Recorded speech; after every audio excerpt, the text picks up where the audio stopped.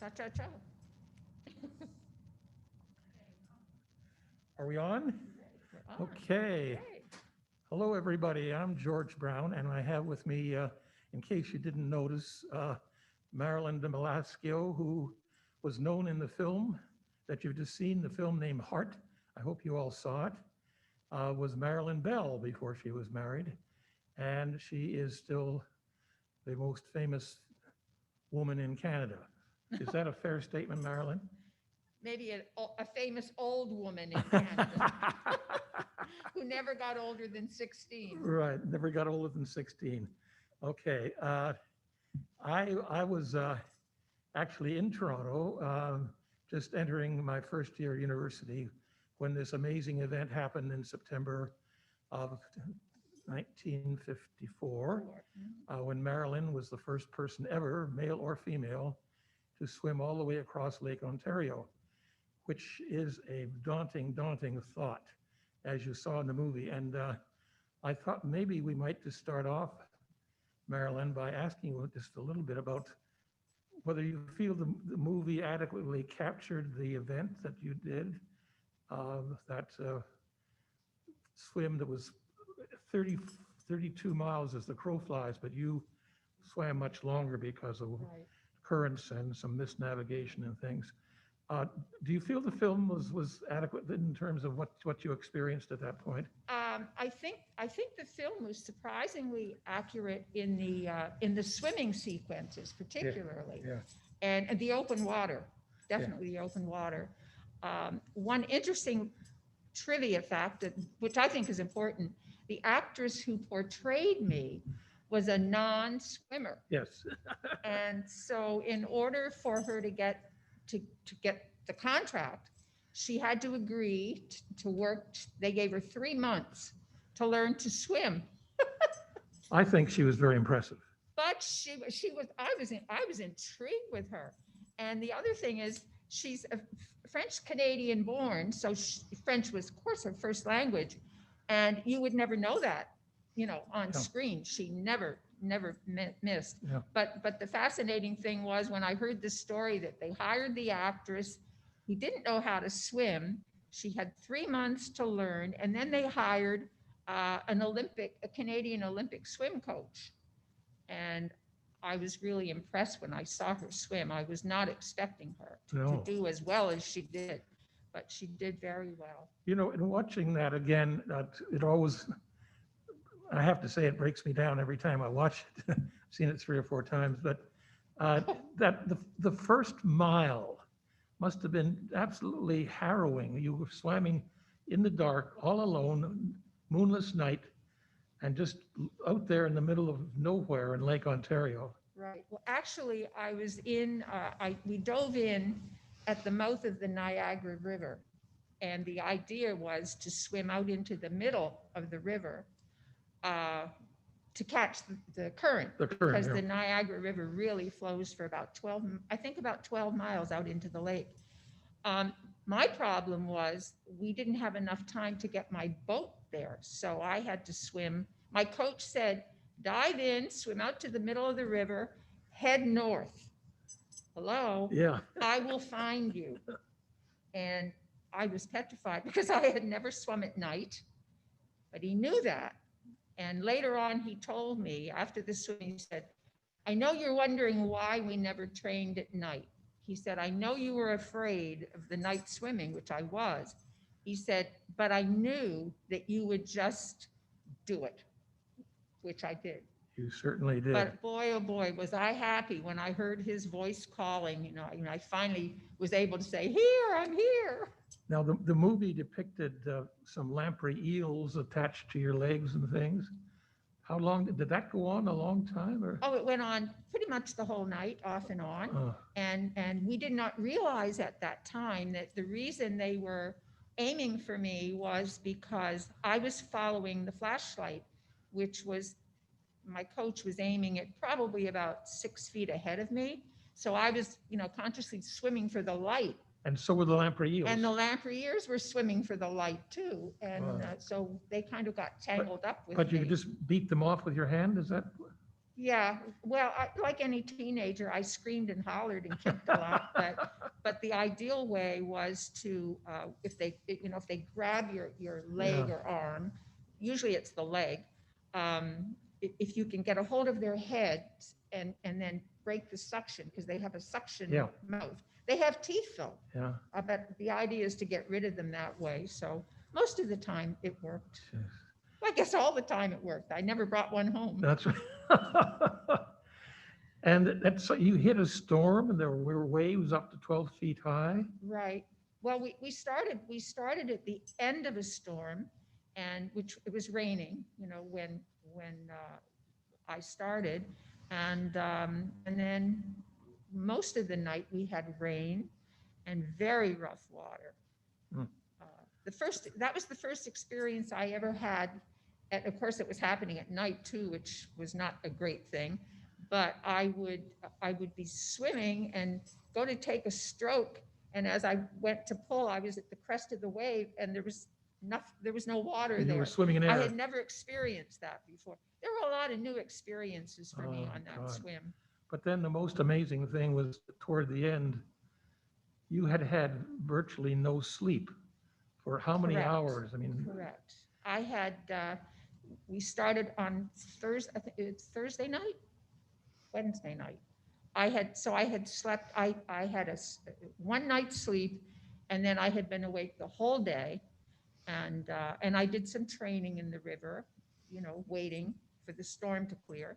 And then we started at 11. So I went a long time without sleep.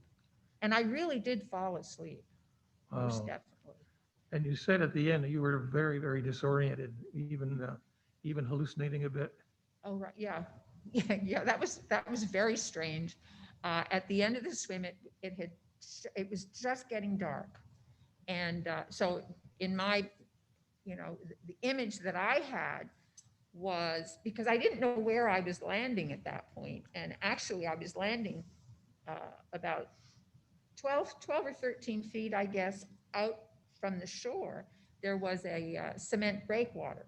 So I was told, swim and touch the wall. Touch that wall, you'll be fine. But what happened was there were people that were standing on the back of the break wall. And so all I could see was heads and shoulders. And it was very scary because I couldn't see any bodies.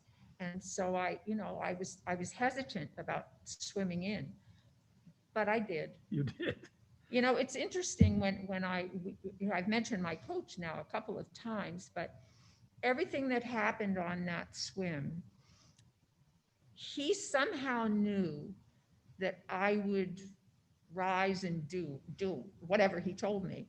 And so there were a lot of things that he didn't share with me because he knew that I was a worrywart, and I would fuss, and he didn't want that to happen. But he So was he an, was right. he was a very did important person in all he this. did everything right. I used to tell him as I got older, I said, Gus, you really practice psychiatry without a license. And he did, and he was the same with, he treated me just the way he treated all of his swimmers. Oh. He was not portrayed well in the movie, and that was, he had died before the movie was shown. Thank God, because I would have been, I mean, I was brokenhearted when I saw the way he was portrayed, because he was such a gentleman. He never cursed. He never got angry. The only way you knew he was annoyed with you is if he got very, very quiet.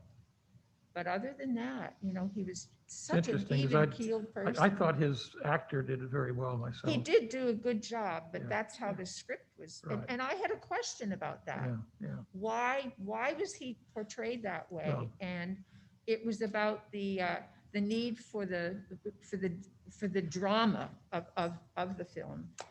The antagonist, the protagonist, that whole Now, thing. Marilyn, if I can jump in here for a moment and try to depict for Americans who may not quite grasp the euphoria that happened when you arrived. There was something between 250,000 and 300,000 Torontonians at that lake where you were touching. That's about a third of Toronto's population at that time. And although I was in Toronto, I was not one of them, sadly. I was just getting ready to go into university, and I was, I guess, preoccupied, but I knew what was going on. Uh-huh. I had to, because the Toronto newspapers were putting out extra. Remember the good old days of extra newspapers? Well, I think the Toronto Star came up with 3 or 4 extras during your Actually, swim. they came out. Marilyn reaches halfway, Marilyn, Uh-huh. etc. Marilyn beats Chadwick. When I was preparing, for this interview, I kind of went back to see, okay, it was a long time ago. I forgot a lot. But what really shocked me was that the Star itself, the paper that was paying my expenses, they came out with, I think it was like 18, I think the number 18 editions. Where I they would didn't know it was change- that many. That's amazing. Yeah. As did the other papers too, the other 2 Yeah. papers. In This is before the age of electronic newspapers, like getting a bulletin out of CNN every Right. breaking news. But those are the days it was Yeah. newspapers breaking the news. In fact, I didn't learn this yesterday. I remember this, that they had 2 editions planned for the final edition. And one was she made it, and one was she didn't. She didn't make it. Yeah. And in the newsstands, I learned the newsboys. Probably nobody knows what a newsboy is except That's right, a us, right? 'Cause newsboy, we're right. old. But They're young they- men who sold newspapers on street corners. they had like 2 bags, one with she made it and one with she didn't. Do you and- think a copy of the one she didn't make it exists somewhere in the world? I'm going to put my nephews in Toronto onto that. I don't know. Because but I guess it's like, remember the newspaper, Dewey beats Truman? Uh-huh. And then yes. Truman holding up the picture, because of course, Yes. Truman beat Dewey. But that was the Chicago Tribune, I think. Right, Well, that would be a great picture to have. Now, I so never it was read. not just Toronto, but the whole of Canada you had captured their hearts. And the movie Heart is a very appropriately named. But then you went on to swim 2 more amazing marathons. First, the English Channel the next year, and then the Straits of Juan de Fuca between the northern tip of Washington State and Vancouver Island in Right, Canada. right. The movie doesn't talk about those, but could you just say a few words about how that was Well, happening? actually, the first marathon that I did was in New Jersey. Okay, let's in, go back to New Jersey. That's You very know, important. I'm very, that's my favorite swim, Okay, I know, obviously. and I know why.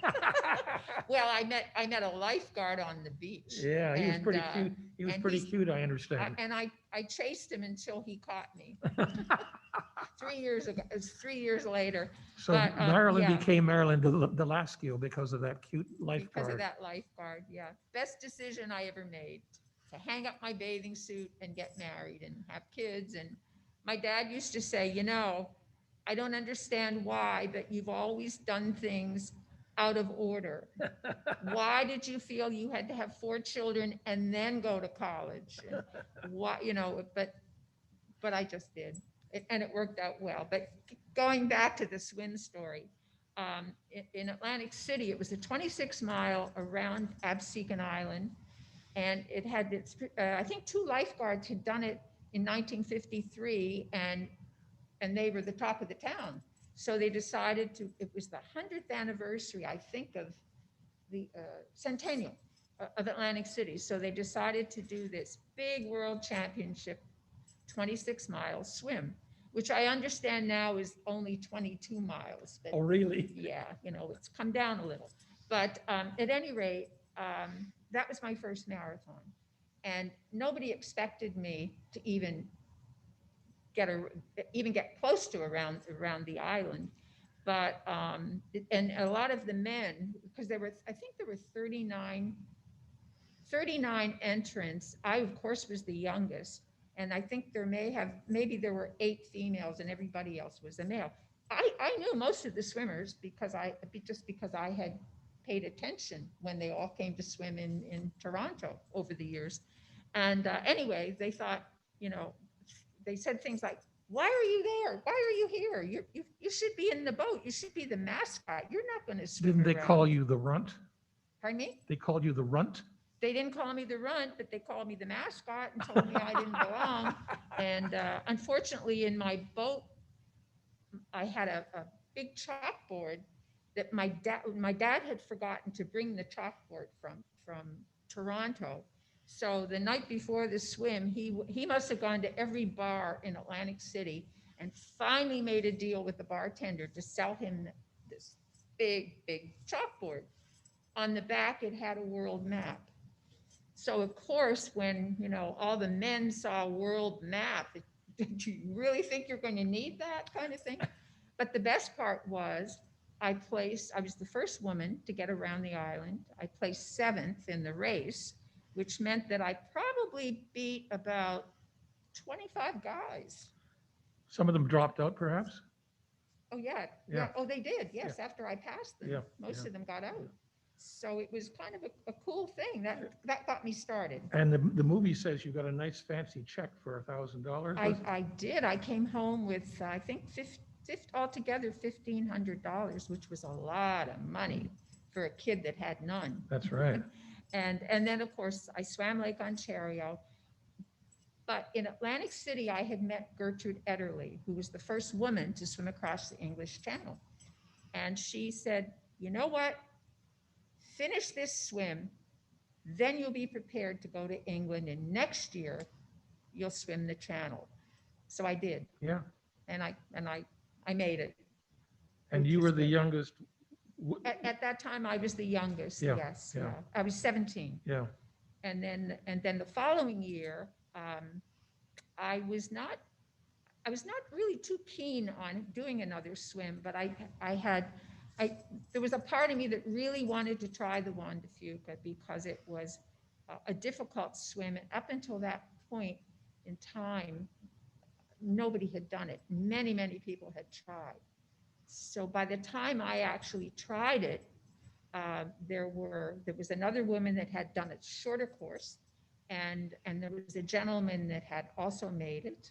So anyway, on the first try, I did not make it, and it wasn't the fault of. Well, it was my fault because as I said later to my coach, I have to apologize. I didn't show up to do what I'm supposed to do. I let the negativity play with my head. And we were talking earlier about, the difference between success and failure a lot is because of what goes on above your ears. And that's exactly what happened to me. I gave up. But then I did go back and complete it Then you complete. But also it was very cold and very foggy, right? It was, oh yeah, the water never got above 50. And you had hypothermia the first time. The first time. But why not? How did you overcome that the second time? I think I think I was swimming harder. I was swimming faster. I was more motivated. I mean, there's one thing to fail privately, but when you fail and the whole country knows, there's something about that will, give you that extra little zip. Yeah, And so I was far more motivated. I remember saying to my coach as I was walking in to begin, whatever I say today, pay no attention. Just do not let that boat pick me up because I'm not stopping. I was so determined, and I think I probably could have done it without a coach that day, because I was so motivated. But yeah. So then after this trifecta, so to speak, of Lake Ontario, English Channel, Juan de Fuca, you decided to pack it in. I did that, and I knew before I even, which is another reason why I wanted to go back and try again, because I knew I wanted this to be my last swim. By that time, my lifeguard was ready to graduate from college, and we had made our plans. Nobody else knew, but we had made our plans, and we wanted to get married. I really wanted to get married. And I wanted to leave swimming because, after I swam Lake Ontario, I was thrown into, it was like living in a fishbowl. I couldn't ride the streetcar anymore because people recognized me. I couldn't go shopping because people recognized me. And even though Toronto was very safe, it was the crowds that would gather, because it was like I would disrupt everything wherever I went. And it was hard. It was hard for me to learn that, to learn how to deal with the public. And and I had wonderful experiences. People were very kind. And I was also very conscious of having to be a role model for all the kids that wrote me letters and all the parents that wrote me letters and said, I want my child to grow up to be like you know, whatever, kind, honest, humble, all those wonderful adjectives. But I wore all those adjectives on my shoulders, and I tried really, really hard to just, to set a good example, just as I had had my role models, and they had been good for me. So I was ready to become a private person again.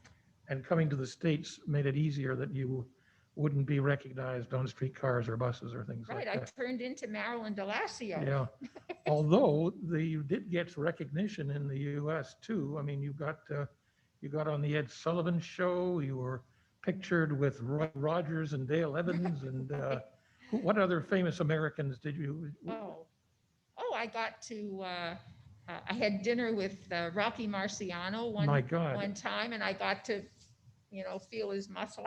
I have that photo someplace. He should have felt your muscles. Actually, something? He did. It was like a setup. I had forgotten that piece of it. Oh my gosh, I met all kinds of, I wonder if there's people. a photograph of that. That would be hilarious. I have to say that Marilyn just gave me a photograph of her with Celia Franca, who created the National Ballet of Canada. And Celia is the one who hired Nora, my wife here, to just 2 years or 3 years before this photo, to join the National Ballet as it was beginning. So Nora will be very, very excited to see this photo. When I found that, that's an old photo, right, from 1955. I'll hold it up, but I don't think anybody can see it from here. But when I saw it, I thought of Nora, and I thought, oh my gosh, I have to give it to her. Now, you are still famous there. When I emailed my two nephews in Toronto, they both they flipped out a bit, I have to say, and they said, we were just playing Frisbee golf in the Marilyn Bell Park.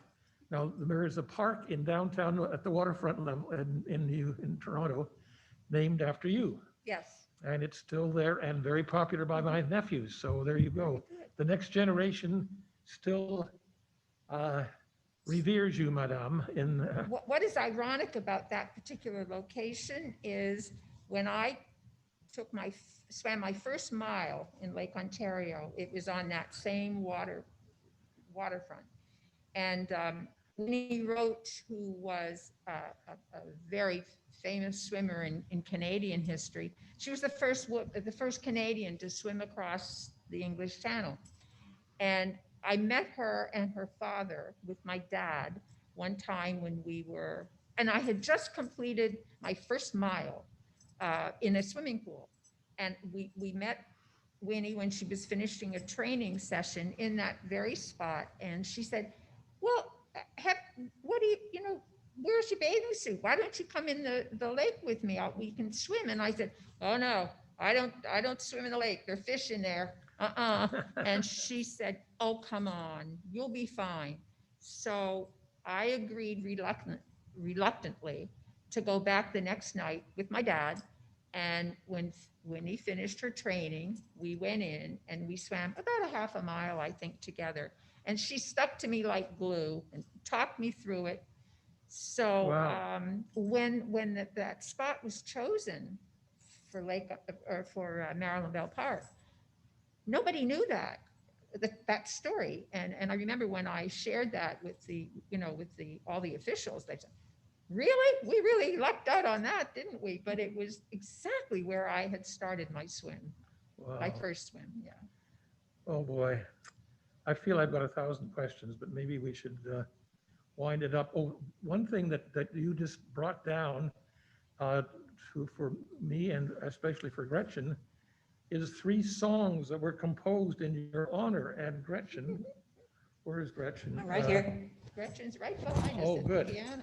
Gretchen, are you going to sing for us? I'm not going to sing because I can't play and sing at the same time, Ah, but I'm going to play one of the songs, which was called Marilyn. strangely enough, it's called Marilyn. And Marilyn, did you want to say anything about this? It was written by Leslie Oh, Bell. it was written by a gentleman, a Dr. Leslie Bell, who is no relation to me. And he had and as part of the presentation, the night after I finished Lake Ontario, he and his symphony and his chorus were at the venue where I was invited to go to. And as I approached the stage, he was introduced and he said that he had written this song for me the night before as I was finishing my swim. And of course, I cried like a baby all through it. I Well, was just so touched. We'll be prepared to cry. it's a beautiful song, and I'll read the words, and then I'll play it. I just got acquainted with it just an hour or two ago, and just fell in love with the sound. The words are: Marilyn, the eyes of the world are on Marilyn, the hearts of the world are with Marilyn, for we all love her so. Marilyn, we've found a new sweetheart in Marilyn, and lovelier far is our Marilyn than any girl we know. Across the country wide, a nation stands in pride to sing the praise of one who came through. It's Marilyn, the sweetheart of Canada. Marilyn, the toast of the town is our Marilyn, for we all love her so. Wow. So I'll see if I can play it and give it justice.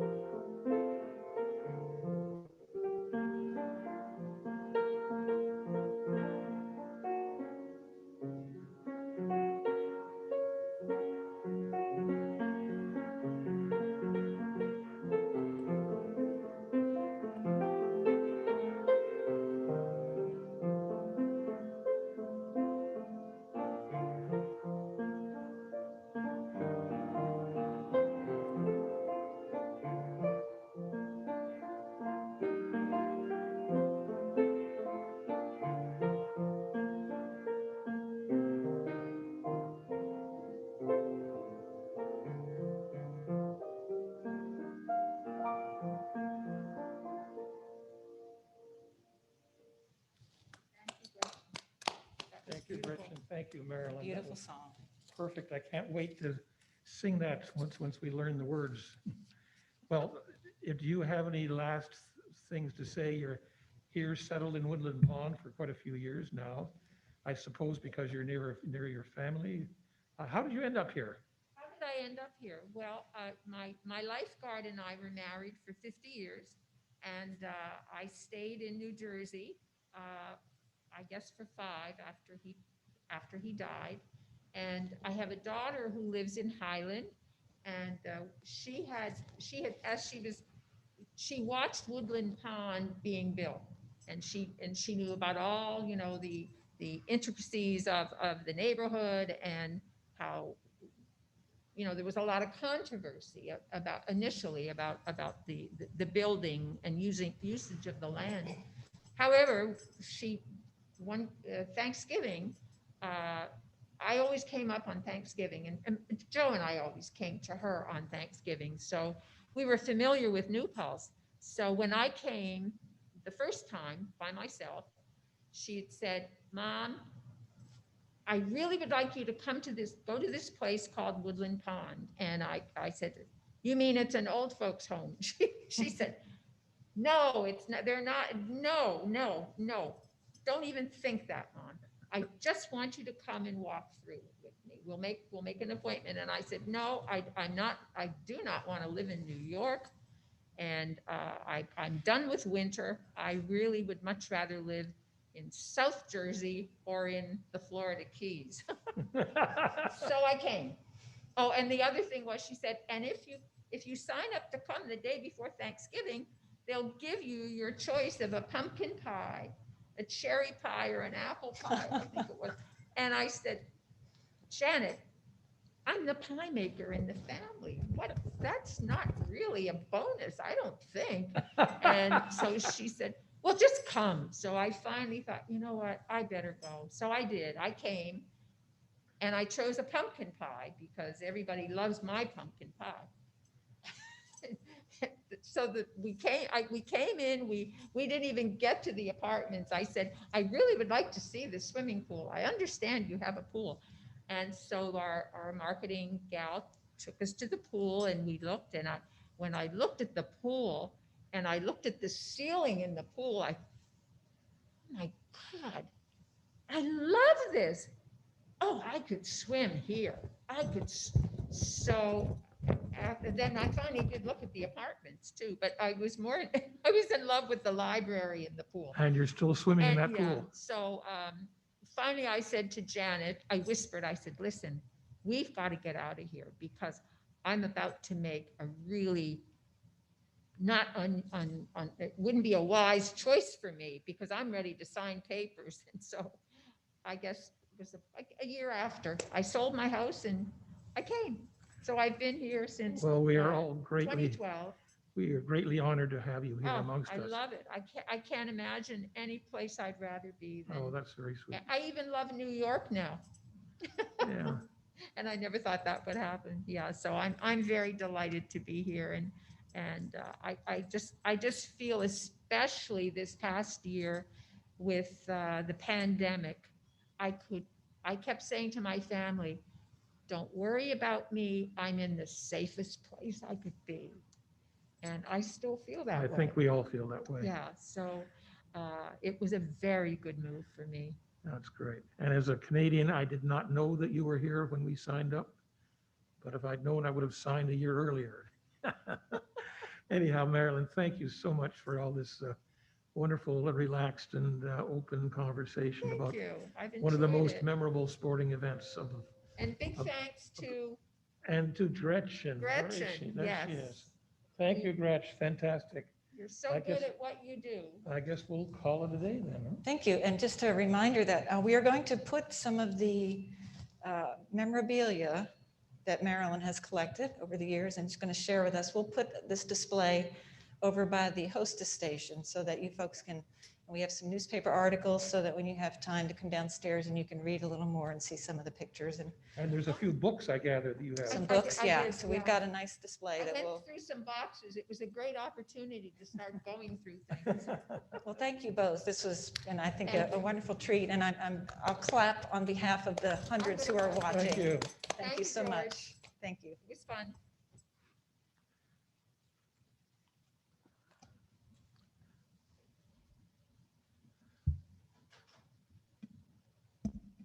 So are we off the screen now?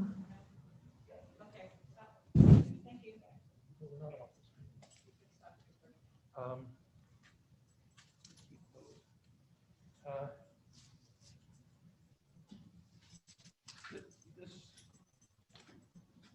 This was Gretchen's file clippings, and I added a couple more from the Toronto Star. My nephew is still, you may have seen all these things. But the one I love